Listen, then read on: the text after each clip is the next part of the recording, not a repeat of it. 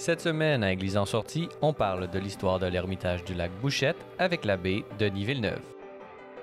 On vous présente un reportage sur le spectacle multimédia Origine. Et on discute de la vie religieuse au 21e siècle avec Sœur Claire Dumont.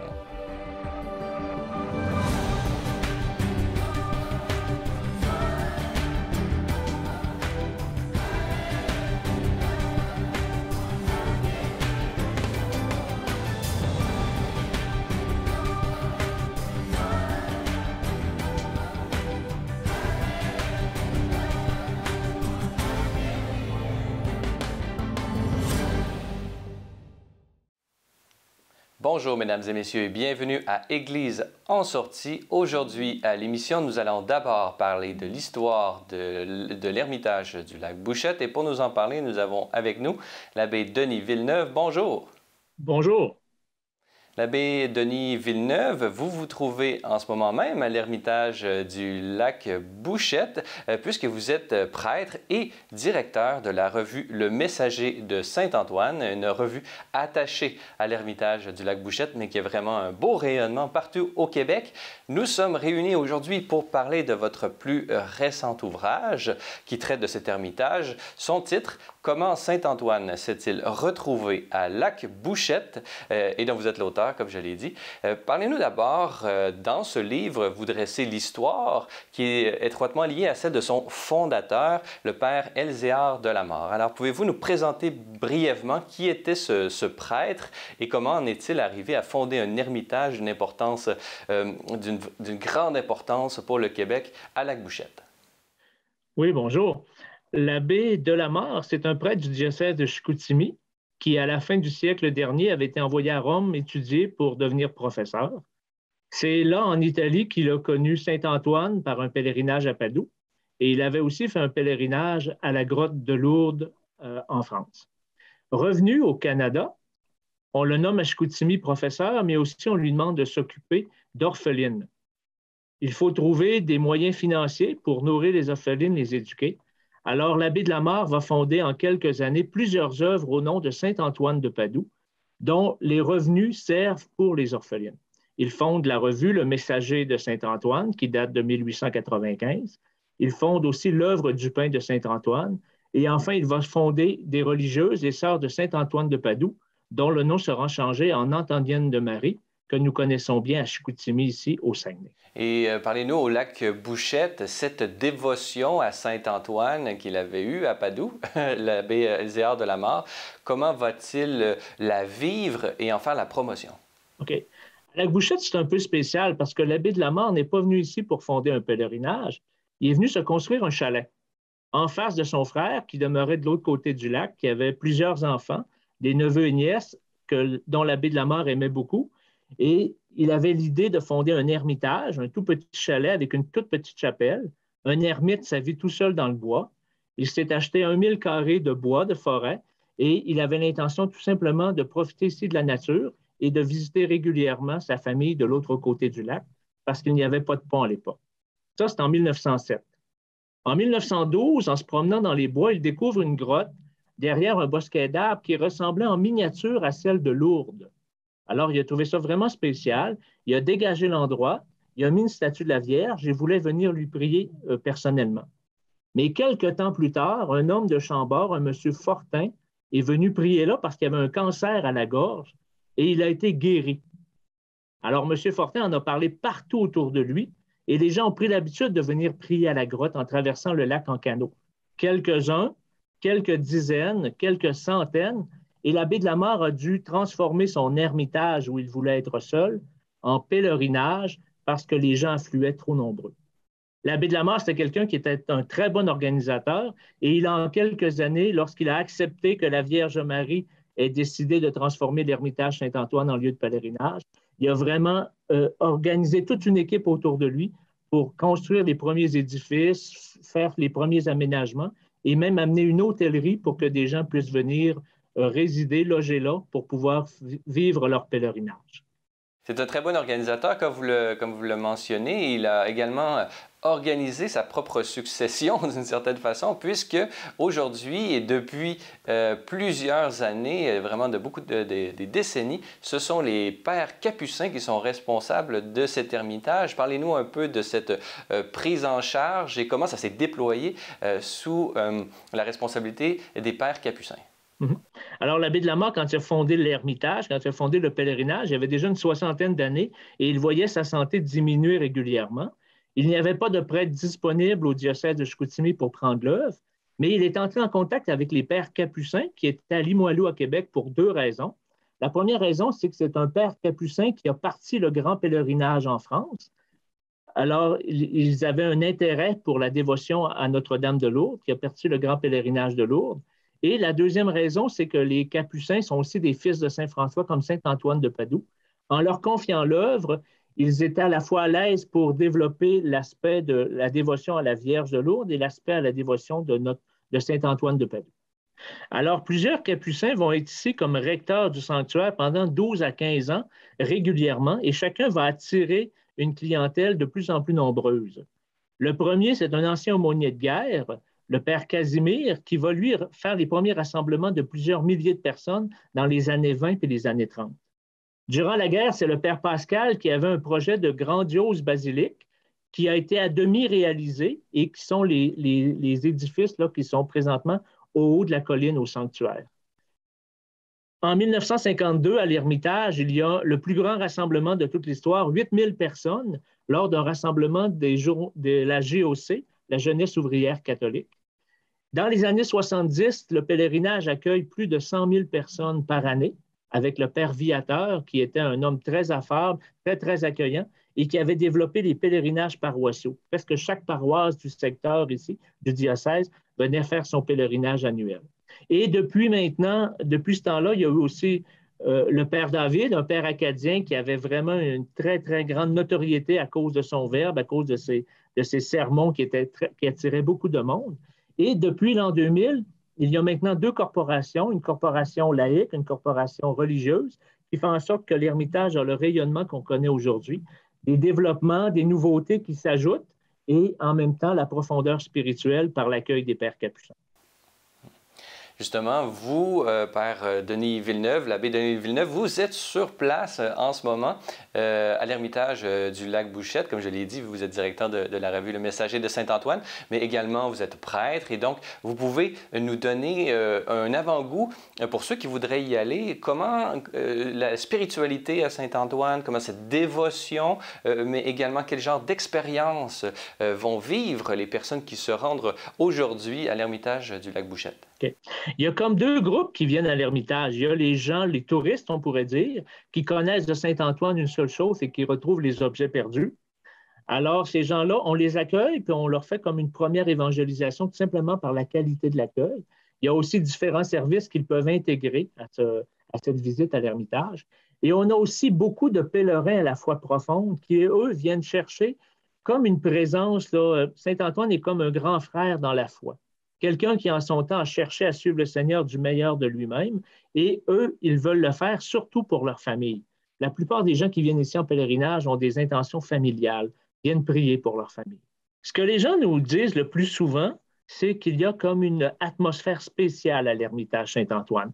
La beauté du lieu, la paix qui y règne, tout le personnel qui travaille à l'Ermitage forme vraiment une belle équipe. Que ce soit les gens de maintenance, les gens de la cuisine, la personne qui s'occupe de l'aménagement floral, c'est tous des gens qui, dès que quelqu'un leur parle, ils prennent le temps de jaser avec eux, de parler avec eux, de les accueillir. Et les gens trouvent qu'il y a un mélange à la fois d'une profondeur spirituelle, d'une grande paix et aussi d'un accueil qui est un peu proverbial là, dans notre région du Lac-Saint-Jean. Et en terminant, pour ceux qui voudraient en connaître davantage ou se procurer votre livre, l'abbé Denis Villeneuve, comment s'y prend-on? Le livre, c'est très simple. Il suffit de communiquer avec l'Ermitage Saint-Antoine. C'est très facile à trouver en mettant dans le moteur de recherche Ermitage Saint-Antoine, Lac Bouchette. Et vous allez aller sur le site. Et sur le site, c'est très facile là, si vous désiriez lire ce livre qui nous parle de la vie de Saint-Antoine, puis en même temps, comment se fait-il que l'abbé de la Mare a fondé cet ermitage au cœur de la forêt boréale. Très bien. Alors, Denis Villeneuve, je rappelle que vous êtes prêtre, vous résidez à l'Ermitage Saint-Antoine et vous êtes le directeur du Messager de Saint-Antoine, cette belle revue qui a encore toujours un très beau rayonnement partout au Québec. Alors, Denis Villeneuve, merci beaucoup d'avoir été avec nous. Merci beaucoup.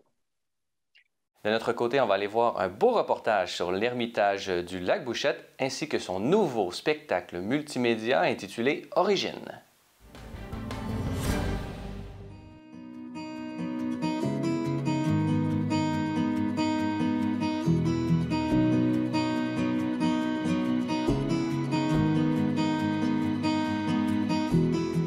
Je suis le père France Salès, capucin.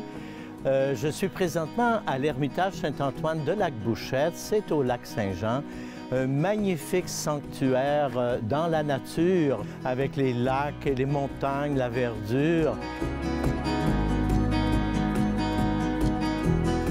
L'Ermitage Saint-Antoine a été fondé par un prêtre diocésain de Chicoutimi, l'abbé Elzéar de Lamarre, en 1907.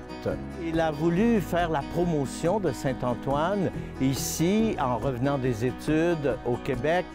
Et il a fait la promotion de Saint-Antoine, mais aussi de Notre-Dame de Lourdes, qu'il aimait beaucoup. C'est à sa mort seulement, en 1925, après avoir demandé à 3 reprises à l'évêque du diocèse que les capucins viennent prendre la relève, que l'évêque a accepté que les capucins viennent être les gardiens du sanctuaire.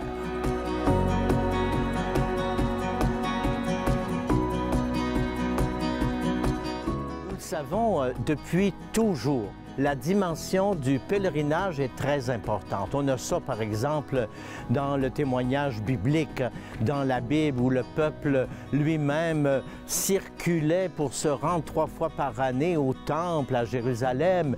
Et on a l'histoire d'Abraham, par exemple, qui a marché, qui a circulé. Alors, le pèlerinage est très, très présent dans l'histoire biblique, dans l'histoire de l'Église aussi, et dans la vie humaine également. Chez tous les humains, il y a ce besoin de rencontrer les autres, se rencontrer soi-même et de vivre une dimension spirituelle également.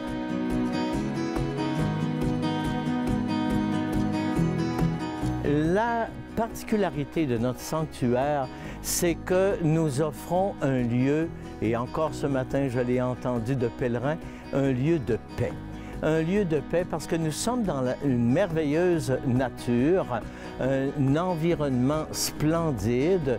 Alors les gens, tout de suite, en arrivant, ressentent cette paix qu'ils ne peuvent pas nécessairement trouver ou expérimenter dans leur milieu de vie quotidien, habituel, dans les grandes villes, les grandes cités.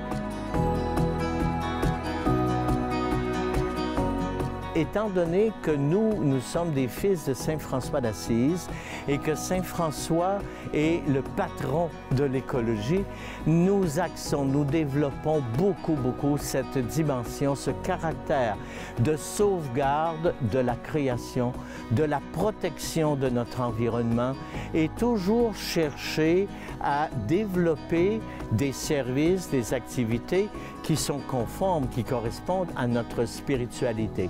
Et nous proposons aussi des activités dans ce sens-là, en particulier, par exemple, pour faire connaître l'encyclique du pape François, Laudato Si.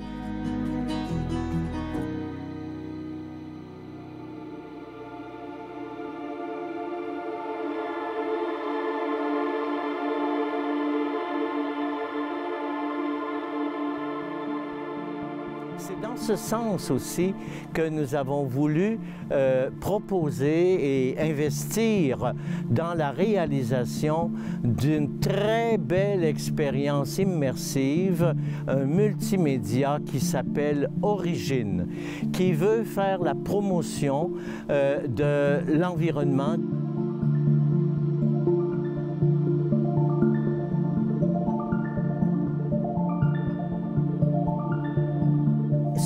susciter une conscience plus vive de notre responsabilité de respecter l'environnement et de travailler à développer le respect de l'environnement, la sauvegarde pour les générations futures également. Ça va dans le sens de notre spiritualité franciscaine également.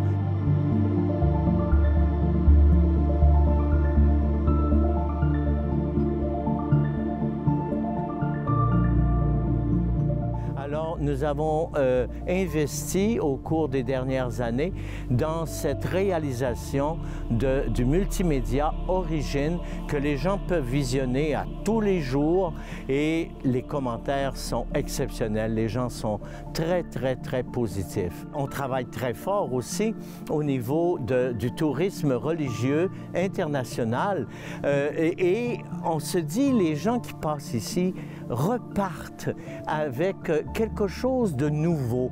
Et lors de notre congrès international des recteurs de sanctuaires qui a eu lieu il y a quelques années à Rome, c'était très présent dans nos discussions et le pape François aussi, que nous avons rencontré, nous le rappelait. Ce qui est important quand les gens viennent en pèlerinage, c'est de leur faire vivre une expérience humaine et spirituelle qui les transforme au point d'aller transformer leur milieu. Ça, c'est notre rêve, c'est notre souhait. On souhaite vraiment que les gens, quand ils passent ici, qu'ils aient vécu une expérience tellement forte de rencontre avec eux-mêmes, rencontre avec Dieu, rencontre avec les autres, qui leur permet de rencontrer les gens dans leur milieu, dans leur famille et chez eux, qui va faire quelque chose de nouveau, qui va apporter quelque chose de neuf dans leur milieu, qui va le transformer aussi. Autrement dit, là, d'arriver à créer d'autres sanctuaires chez eux. Des lieux sacrés qui vont permettre à faire l'expérience de Dieu dans leur quotidien.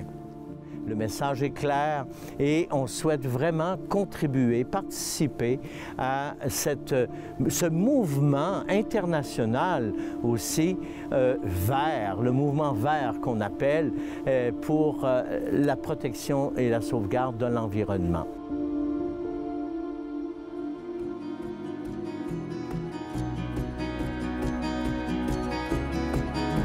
Au cours de cette pandémie que nous traversons, nous avons pris beaucoup de soins pour la santé physique, la santé mentale, mais nous avons aussi réalisé que la santé spirituelle est de grande importance. Et malheureusement, on ne nous a pas donné toutes les conditions pour vivre l'accompagnement et le développement de notre santé spirituelle. Et on se rend compte que beaucoup de gens ressentent ce besoin de nourrir et de prendre soin de leur santé spirituelle. Vous êtes peut-être parmi ces gens qui souhaitent se ressourcer, qui souhaitent vivre une expérience spirituelle. Jésus lui-même vous attend, comme il l'a fait dans la rencontre avec tous les malades, toutes les personnes qu'il a rencontrées.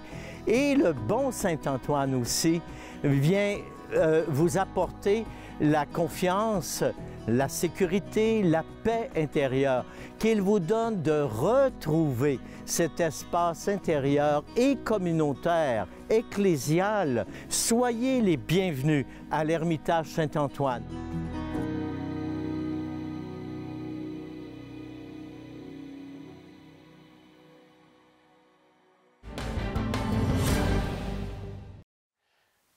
Dans cette troisième partie d'émission, nous allons discuter de la vie religieuse et pour nous en parler, nous avons avec nous par visioconférence Claire Dumont. Bonjour. Bonjour, Monsieur Denis. Claire Dumont, vous êtes fille de la sagesse de cette congrégation religieuse et vous êtes également auteur de nombreux ouvrages, dont celui sur lequel j'aimerais discuter avec vous, qui est publié aux éditions Mediapol, Vivre en Dieu, propos sur la vie religieuse au 21e siècle. Alors, vraiment, la vie religieuse a une riche histoire et vraiment, vous en proposez une définition et peut-être même vous identifiez son essence dans ce livre. Alors, pouvez-vous nous donner votre définition de la vie religieuse, Claire Dumont? Je vous dirais que pour moi, l'essence de la vie religieuse, c'est Jésus-Christ. C'est se tourner vers l'absolu, et celui qui nous tourne bien vers l'absolu, c'est Jésus-Christ. C'est l'attachement au Fils de Dieu et au vécu de l'Évangile. Alors, l'éternel ou le divin se présente à un moment donné dans nos vies, dans la vie d'une personne. Si elle se laisse intéresser, tout s'éveille en elle et prise ou éprise de la parole de cet absolu, elle avance, elle prend un chemin nouveau, un chemin de transformation dans l'amour. Tous les baptisés, évidemment, sont appelés à la sainteté. Tous les baptisés sont appelés à vivre de Jésus-Christ, puis je ne sais pas, à vivre à sa manière à lui. À vivre comme lui l'amour, à prendre les chemins de l'amour, oser les prendre entièrement, complètement, totalement. Parlez-nous des différents défis auxquels font face les religieux et les religieuses ou la vie religieuse comme telle au sein même de l'Église aujourd'hui au 21e siècle. C'est pas exhaustif ce que je vous dis, c'est la pensée d'une humble fille de la sagesse là, qui essaie de chercher, de regarder quelles sont les ouvertures dans ce monde d'aujourd'hui, dans un monde qui est un monde de, je dirais, et de contradictions, et où tout est possible, où tout est permis, où tout est... c'est un bric-à-brac aujourd'hui, je dirais. Et on a à choisir, chaque personne, chaque être humain a à choisir ce qu'elle veut, ce qu'elle désire vivre et qui va l'amener au-delà d'elle-même, qui va l'amener toujours plus loin dans sa vie, dans son épanouissement, dans toutes les compétences de son être. Alors, je me dis, la vie religieuse, c'est sûr qu'aujourd'hui, on a eu déjà des modèles et ces modèles, je dirais, jusqu'à un certain point, plusieurs nous ont déçus amèrement et nous ont trahis. Alors, aujourd'hui, il faut se garder une petite gêne. Je dirais ne pas savoir quel pas nous allons faire. Et je crois qu'un des pas, c'est de nous permettre d'abord de se lever, de se remettre debout dans une église qui est en réelle difficulté. Parce que la vie religieuse est liée forcément à l'Église catholique. Alors, un des défis, je dirais, c'est d'annoncer dans ce monde dans lequel nous sommes, comme il est, dans sa diversité, dans ses différences, ne pas le juger, mais le prendre entièrement avec nous, dans nos bras, je dirais. Deuxièmement, pour les congrégations elles-mêmes, je dirais qu'un des défis, c'est de sortir de leur carcan. J'entends par carcan les traditions, tout ce qui a fait que la vie religieuse, c'est ainsi. Il y a 3 vœux, puis on s'engage dans les vœux. Il y a un code que l'Église nous donne, un mode de vie. Mais là, je pense que c'est le temps de sortir de tout ça. Puis, avec élégance, peut-être, appeler des jeunes, peut-être que ça ne sera pas l'Occident qui va faire vivre la vie religieuse. Peut-être que ce sera l'hémisphère sud, où il y a des vocations et des hommes et des femmes très, très intéressants. Et je me dis, peut-être qu'on a une petite chance d'aller dire, d'aller voir, d'aider à ne pas inviter ces hommes et ces femmes dans le contexte de notre vie religieuse d'aujourd'hui. Parce que c'est fini, hein? Et je me dis, ça ne reviendra pas, ce monde de chrétienté, là. Alors, il faut découvrir, puis peut-être que ça sera aussi en Occident, qui sait? La réponse qu'une personne ou deux personnes donneront. Puis ça sera un nouveau style de vie religieuse qui sera centré non pas sur les œuvres, mais uniquement sur l'absolu. Et peut-être on pourrait caractériser cela comme la mission prophétique des religieux et religieuses aujourd'hui, de rappeler la présence du spirituel à l'intérieur même de la société et de l'Église elle-même parfois, qui peut-être tend à se réduire ou à être un entre-soi. La sortie vers le spirituel pourrait impliquer également une sortie vers la société tout entière. Ah oui. Moi, je suis d'accord avec vous à 100%, parce que c'est l'ouverture de cœur, c'est l'inédit qu'il faut accueillir, puis ne pas se gêner. Je me dis, il peut y avoir des erreurs ou des choses qui naîtront, mais comme ça sera hors structure, un minimum de structure qui encadrera peut-être la vie spirituelle par une spiritualité bien définie, et ainsi de suite. Je me dis, la vie religieuse a un rôle et je crois que c'est un phare, c'est une lumière qu'elle doit dire au monde d'aujourd'hui qu'il y a un côté spirituel dans chaque être humain qui est appelé à être développé, qui est appelé à grandir. Autrement, nous mourrons avec une dimension de notre être qui n'aura jamais été exploitée, la vie spirituelle. Donc, la vie religieuse comme instrument social pour manifester la plénitude de l'expérience humaine, c'est ce que nous retenons de notre entretien qui a porté sur une petite partie de ce livre que j'invite nos téléspectateurs à se procurer et à lire. Vivre en Dieu, propos sur la vie religieuse au 21e siècle, publié aux éditions Mediapol. Claire Dumont, je rappelle que vous êtes fille de la sagesse et auteur de nombreux ouvrages, dont celui dont nous avons pu parler ensemble aujourd'hui. Alors Claire Dumont, merci beaucoup d'avoir été avec nous. Mais merci de m'avoir invité. Voilà, c'est tout pour cette émission. J'espère que vous avez apprécié. Notez que vous trouverez l'ensemble de nos émissions sur notre site Internet au www.slmedia.org/fr. Sur ce, je vous souhaite une très bonne soirée à notre antenne.